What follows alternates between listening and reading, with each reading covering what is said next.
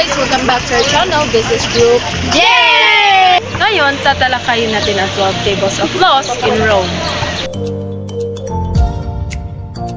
Ang 12 tables ay isa pinakadakilang tagumpay ng Rome. Noong unang panahon, ang mga patrisyan ang namamahala sa batas at hindi ito isinulat at marami bagay ang napagdesisyonan ng kalihim. Hindi lamang yun, ngunit maraming mga illegal na desisyon na tila napaka-unfair sa mga plebyan, kaya iginihit nila ng mga patrisyan at plebyan ang magkasamang magpasya sa mga batas at isulat ang mga ito sa publiko para makita ng lahat.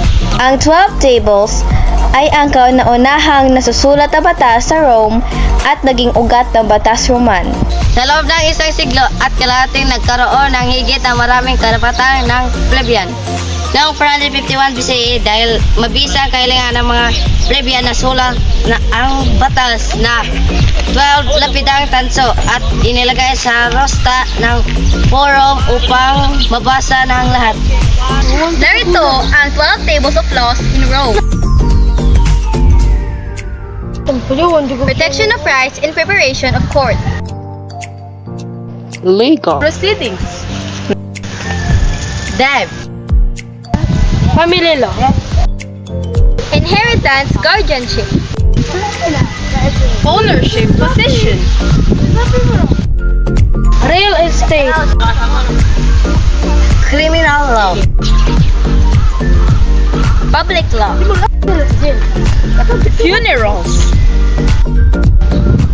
Marriage.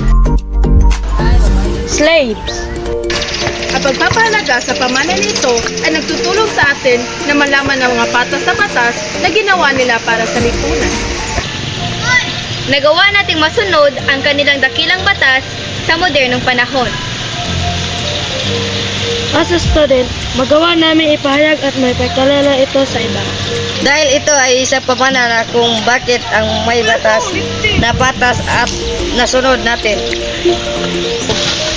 That's all for today's video. Please like, Subscribe, Comment.